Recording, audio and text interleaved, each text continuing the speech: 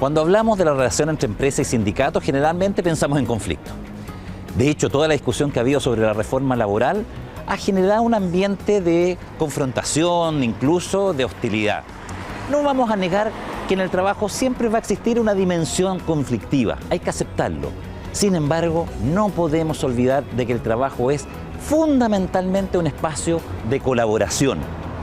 Hoy queremos hablar a través de hechos y de personas concretas de las enormes posibilidades que se abren para la empresa y para los trabajadores cuando prima un ambiente de diálogo, de respeto mutuo y de ponerse la misma camiseta y objetivos comunes. Así comienza un nuevo capítulo de Francamente.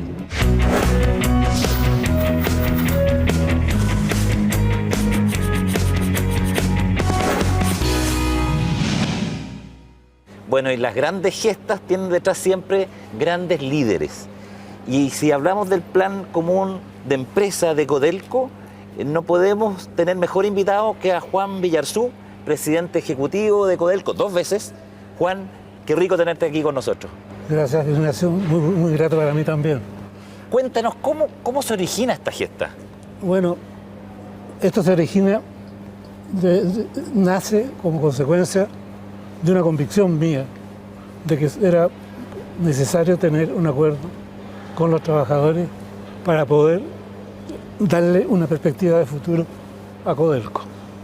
Y por otro lado, la suerte de que la contraparte, el verdadero líder, este era el presidente de la Federación de Trabajadores del Cobre, Raimundo Espinosa. Que de hecho te hace la propuesta a ti. Correcto. Raimundo pensaba que yo era un privatizador que venía mandado por los Chicago Boys a desarmar Codelco.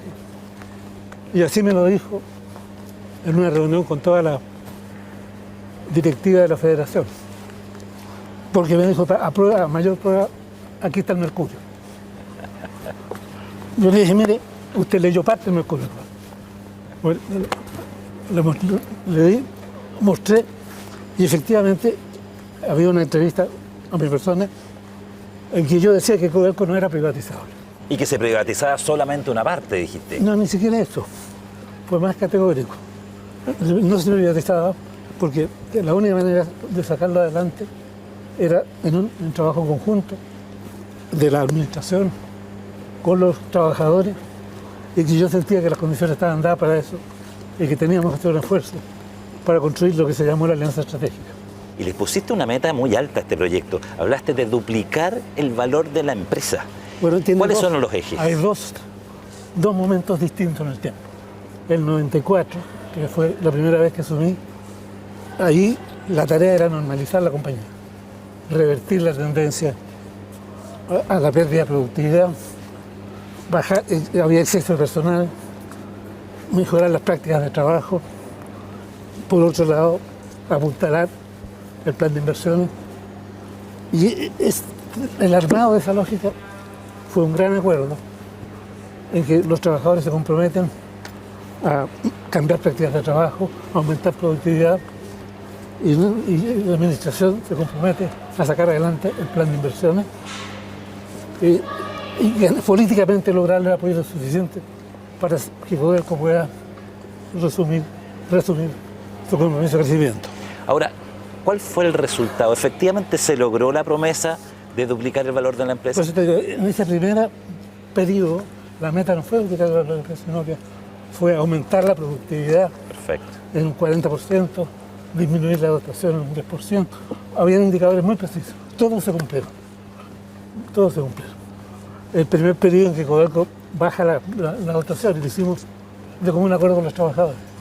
El segundo periodo, que yo cuando asumí el año 2000, ahí planteamos la meta de duplicar el valor de la compañía, trabajando en conjunto en el marco de lo que se llamó el proyecto común de empresa, en conjunto con la federación, asumir esa tarea y ese estadio que también se cumplió. Incluso fue auditado por un banco internacional, Goldman Sachs. Y es bien impresionante porque uno observa la evolución de los excedentes de Codelco, justamente hacia fines de los 2000, crisis asiática, venían cayendo. Y uno observa después y los resultados fueron muy buenos. Muy buenos, sí. No, yo creo que el mejor periodo de Codelco en términos de gestión, de paz social Es el periodo que va desde el 94 al 2005. ¿Y sientes que estuviste en los dirigentes sindicales finalmente más un aliado o quienes le pusieron cortapisas a este proyecto? No, no hubiera sido posible hacer lo que hicimos en Codelco si no hubiéramos contado con la confianza, el apoyo y la franqueza de los dirigentes sindicales. No era todo, no era un baño de rosa. Tuvimos ese encuentro, pero siempre lo supimos procesar. Y es así como ellos te recuerdan. Yo vi cuando se saludaron con Raimundo Espinosa antes de este programa, con el cariño, el aprecio y mutuo. Y entonces yo te quiero dar gracias, Juan, porque yo creo que hoy día tú nos has hecho un tremendo regalo en el marco de una discusión de una reforma laboral, de cómo se puede tener altura de miras para enfrentar la relación entre empresa y sindicato. Muchísimas gracias. Gracias a ustedes por darme la oportunidad de dar a conocer estas cosas que creo son muy importantes para los momentos que vive Chile hoy. Y bueno, desde el GAM continuamos con este programa, el GAM lleno de estructuras de cobre, además, precioso lugar que nos acoge. Y vamos a hablar ahora con la otra cara de la medalla. Juan Villarzú nos hizo su relato y ahora estamos con Raimundo Espinosa, presidente de la Federación de Trabajadores del Cobre y el otro gran gestor de la epopeya del proyecto común de empresa de Codelco. Raimundo, ¿cómo estás? Bueno, primero agradecerte a ti por este programa, porque es importante que el país y todo el movimiento sindical particularmente conozca qué es lo que fue esta gran gesta con Villarzú para hacer un proyecto, una alianza estratégica primero. Mira, Villarzú, conversamos por teléfono en esa oportunidad, porque las relaciones con Codelco no eran las mejores. Conversamos con Villarzú por teléfono, él me invitó a la oficina y yo le dije, ¿por qué no venía a la Federación de Trabajadores del Cobre? Hacer de local. Yo creo que Villarzú tuvo un gesto que no lo habían tenido los demás presidentes ejecutivos y creo que eso se gana la confianza y empezamos a construir. Llegó al Consejo Directivo Nacional y nosotros le presentamos nuestra propuesta. Tenía una propuesta por el futuro del cobre chileno, donde analizamos cuál era la etapa de esta empresa y si uno lo ve hoy día y lo puede revisar, prácticamente está tan vigente como el año 94, 93, 94. Y son ustedes los que plantean entonces la necesidad de una alianza estratégica. Nosotros planteamos el documento y en el Consejo Directivo que llegó Villarzú estaban los 15 consejeros, le dijimos, bueno, usted es un gran privatizador, de forma directa. Villarzú dijo, mira, Codelco no está dentro de mi lógica y yo he leído el documento de usted y lo comparto en un 95%. Discutamos el 5%. Y yo creo que ahí se empieza a generar una relación y yo creo que hay una cosa más de química con Villarzú. O sea, en el sentido de ir planteándose las cosas de frente y buscando alternativas de solución para esta empresa. ¿Por qué te digo esto yo? Porque la responsabilidad de nosotros, particularmente los dirigentes sindicales del cobre, los viejos lo eligen para defender los intereses de ellos, para defender sus conquistas. Pero en una empresa del Estado como esta, que es tan importante para el pueblo de Chile, el dirigente tiene que tener doble responsabilidad. Defender los intereses de los trabajadores, pero también defender los intereses de esta empresa. Y no es fácil compatibilizarlo. Por lo tanto, en ese sentido, Villarzú lo que plantea, mire, nosotros estamos de acuerdo, pero este proceso lo hacemos con los trabajadores y no en contra de los trabajadores. Bueno, y se fue generando una relación bastante interesante de discusión y que no es fácil en una empresa del Estado como esta, porque si yo comparo ENAP es una empresa que nació en manos del Estado. Codelco es una empresa que se nacionalizó. Así es. Las culturas nuestras como organización nacen de una cultura muy confrontacional con los gringos. Y después de un proceso tan complejo como el de Dávila, había que recuperar esta empresa porque había muchos privatizadores en esta. Pero esto es bien interesante lo que estás diciendo. ¿Cómo reaccionaron los trabajadores ante la parte que tal vez les puede interesar menos? Tú dices, aumentar la productividad. Cuando tú invitas a los trabajadores a aumentar la productividad, ¿se resisten? Dicen, este problema de la empresa no es mío. ¿Cómo fue la reacción? Yo creo que hay varias visiones. Yo creo que de entrar de un movimiento sindical confrontacional que venía de la época de los gringos, a un movimiento sindical de cooperación y de búsqueda de acuerdo, pero eso era la responsabilidad que tenían dirigentes sindicales, de poder conversar con la gente, buscar alternativas, y yo creo que todavía hay situaciones que no son, como te dijera, fáciles. Este no es un mundo de bircipap. Les tocó un periodo donde echaron gente. Bueno, y ustedes finalmente lo aceptaron en pro de la empresa. Mira, si el tema de... Ha salido mucha gente de nuestra empresa y aquí han habido errores, o sea, suponte una gran proliferación de empresas contratistas. Acuérdate que si tú ves del 80, en la década del 90, 80, 2000, el tema de los outsourcing era la moda que tenían las empresas. O sea, hubo que estar y buscar alternativas para poder mantener esta empresa en manos del Estado. Acuérdate que mucha gente decía después del Davilazo hay que privatizar esta empresa. Es el momento. Algunos de Libertad de Desarrollo dijeron vamos a vender esta empresa en 4.000, en 2.500 millones de dólares. O sea, esta empresa ha generado más de 100.000 millones de dólares al país. Entonces, la responsabilidad que tiene un dirigente sindical de esta empresa es muy importante. Yo no puedo dejar de preguntarte sobre la coyuntura de Chile hoy día. Raimundo, estamos ante una reforma laboral que lo que suscita, lo que ve uno por televisión, es solo conflicto, temores a que los dirigentes sindicales tengan más poder. Hay gente que teme por la productividad.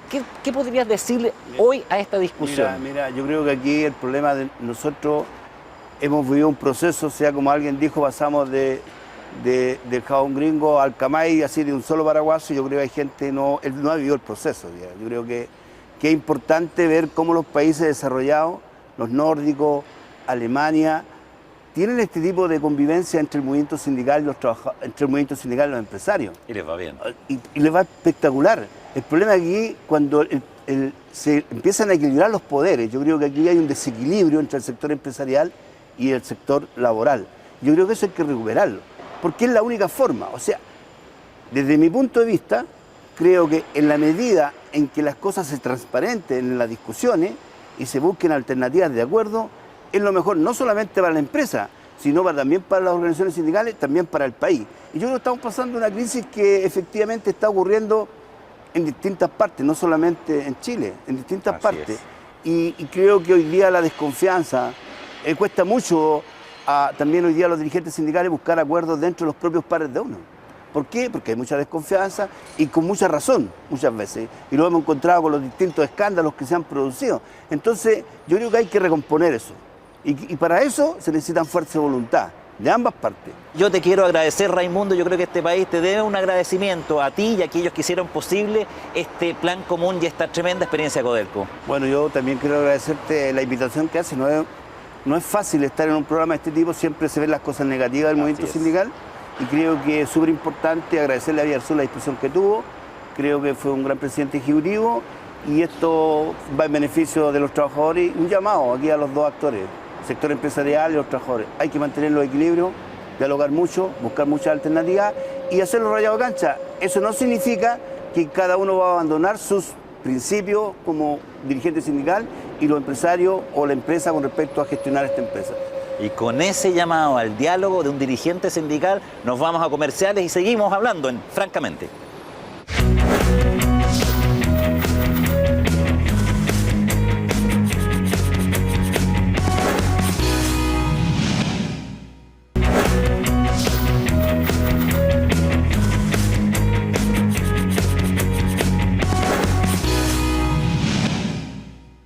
Luego de escuchar a Juan Villarzú y a Raimundo Espinosa, no podemos sino estar mucho más optimistas de todo lo que puede brindar una buena relación laboral, no solo en términos de bienestar de los trabajadores, sino que también de productividad de la empresa. Y estamos ciertamente en un lugar muy apropiado para profundizar en este punto. Estamos en la casa de la CUT, estamos en la Alameda, donde hay grandes manifestaciones ciudadanas. Estamos al lado de la Moneda y estamos especialmente satisfecho hoy día de compartir con Bárbara Figueroa, presidenta de la CUT. Bárbara, muchas gracias por recibirnos. Muchas gracias a ustedes por querer venir a entrevistarnos y conocer nuestro punto de vista desde nuestro lugar, desde nuestra casa. Como debe ser. Y Bárbara, qué bueno poder hablar de productividad. Te voy a dar solamente un dato. Un estudio de Acción Empresas mostraba que los trabajadores, cuando se les pregunta sobre su productividad, dice, el más importante soy yo. Yo soy el actor más importante de la productividad. Y también nos dice que él se beneficia de la productividad. ¿De alguna manera esto está en la agenda de la CUT? Sí, bueno, nosotros hemos asumido el desafío como país, ¿no? Y no podíamos ser ajenos a la organización sindical al debate sobre cómo Chile sigue creciendo, cómo Chile se sigue desarrollando, pero por sobre todas las cosas, cómo ese crecimiento y desarrollo nos impacta a todas y a todos. Tal como tú señalas, si uno le consulta a los trabajadores y las trabajadoras cuál es uno de los factores principales en materia de productividad, se reconocen como un factor relevante. Ahora bien, efectivamente reconocen también que son beneficiarios de ella, pero no siempre con el mismo nivel de equilibrio, ¿no? Yo lo diría en ese término. Cuando tú sientes como trabajador o trabajadora que el desarrollo o el crecimiento del país no me impacta de manera directa, no me permite a mí un mejor estándar de vida o más garantía de derechos, eso también es un elemento que a nuestros ojos ha impactado en la productividad. Pero una mejor productividad beneficia a todos, no es un asunto de empresa. Una mejor productividad va a permitir hacer lo mismo en menos tiempo. O sea, trabajar menos para lograr lo mismo. O, si trabajo lo mismo, voy a ganar más. O sea, es un efecto, pero es en toda la sociedad. Y por lo tanto, yo creo que es bueno dialogar y conversar sobre los efectos que tiene la productividad. Significa más tiempo, significa hacer menos trámites, significa hacer mejor las cosas. Esta ilusión de que los temas que tienen que ver con productividad son solo políticas de Estado o impactan principalmente a quien es el soporte de capital. Aquí el mundo del trabajo tiene algo que decir de manera muy relevante para incorporar esta mirada más integral y también para generar propuestas. Nosotros, en el marco del debate de la reforma laboral, logramos consagrar un espacio que para nosotros es muy relevante. Se le conoce poco, se le ha sacado poco lustre, porque no es de los temas más tradicionales, ¿no? En materia de recuperación de derechos. No tiene que ver con el derecho a huelga, no tiene que ver con la titularidad, con la extensión de beneficios, pero tiene que ver con el diálogo social, con la posibilidad de que trabajadores con mejores condiciones y con mayor poder puedan también generar más y mejores espacios de diálogo con su contraparte. Se constituye a partir de la reforma laboral lo que se denomina el Consejo Superior Laboral. Esa es una instancia tripartita donde vamos a participar las organizaciones del mundo del trabajo, donde va a participar la CPC, donde va a participar el Estado y donde nuestra apuesta es que ese espacio de diálogo no sea solo el supervigilante de que la reforma se cumpla, sino que también permita que estas otras materias se empiecen a abordar.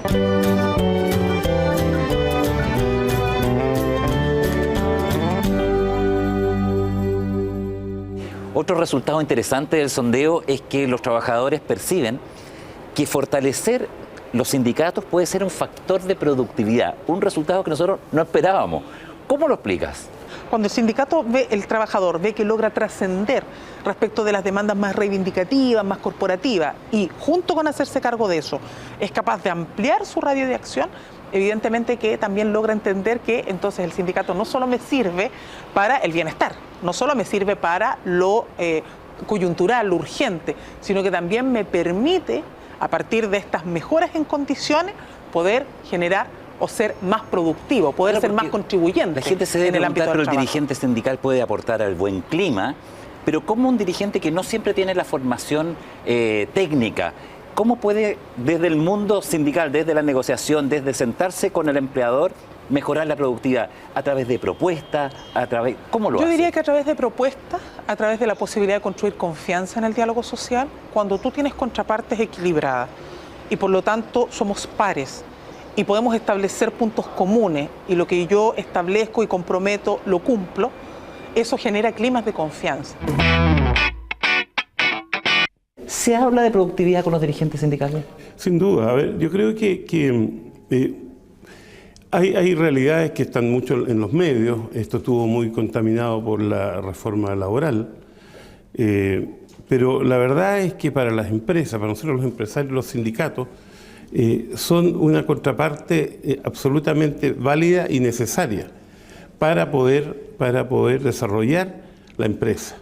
La empresa es una parte de la misma medalla, al otro lado están los trabajadores, y ni uno ni el otro existen solos. En este mundo que emerge, el nuevo trabajo, con estos jóvenes que tienen una identidad laboral distinta a los de mi edad, donde entran y salen del trabajo, donde quieren ser emprendedores, ¿cómo vamos a hacer relaciones laborales colaborativas? ¿Cómo vamos a hablar cuando muchas veces este joven ni siquiera se sindicaliza? Bueno, nosotros tuvimos una experiencia muy bonita. Hemos hecho a través de nuestra fundación, de la Fundación Fiel, un primer estudio, ¿no?, exploratorio, sobre la percepción de los jóvenes respecto del mundo del trabajo. Jóvenes y trabajo en sectores más vulnerables, particularmente. Uno de los datos que a mí me llamó mucho la atención de ese estudio es la poca valoración, la baja valoración que se tiene del trabajo. Entonces, había una concepción, ¿no? Que era la que se reportaba por parte de los jóvenes en general, hombres y mujeres, que señalaban que, bueno, en el fondo es como el deber ser. Necesito Debo plata trabajar, y trabajo. si quiero subsistir, si quiero alimentarme, si quiero parar la olla, tengo que trabajar, no tengo otra posibilidad. Muy poco se valora la capacidad de organización, el valor de lo colectivo, la capacidad de relacionarme con mi contraparte, porque en realidad, como el único objetivo que tiene esto es que yo pueda subsistir, si lo hago solo o lo hago con otros, lo hago en el marco de una empresa, con un empleador, con protección social, no es relevante. Hemos tenido una conversación muy interesante con Bárbara Figueroa, donde ella reconoce que buenas relaciones laborales debieran ser un factor de productividad. De alguna manera, ¿el empresariado valida el rol del sindicato como un factor de productividad? Absolutamente. Mira, déjame contarte que cuando hicimos esta comisión de productividad y convocamos a un directorio de la más alto nivel y se colocaron las mesas de los temas, los 9 temas, el primer tema que resultó es el tema del capital humano.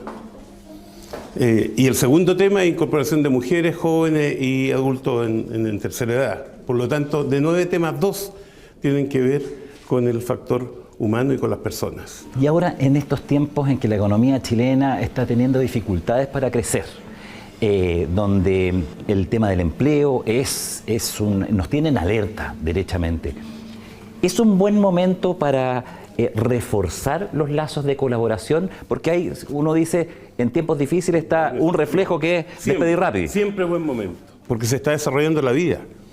El trabajador sigue viviendo, independiente y la empresa sigue tratando de hacer lo mejor para ser un aporte, ¿no es cierto?, en bienes, en servicios, en productos a la sociedad. Y qué bueno despedirnos con esta idea de que no solo en tiempos difíciles, en los tiempos buenos también, en todos, una buena relación armoniosa entre empresas y trabajadores, con diálogo social, nos ayuda a todos, como tú dices, Alberto, nos hace crecer a todos. Muchísimas gracias. Muchas gracias a ti y por la oportunidad de poder conversar este tema tan relevante para el país y para la productividad que nos va a ayudar a ser mejor para todos. Y así cerramos esta nueva emisión de Francamente. Nos volvemos a ver la próxima semana.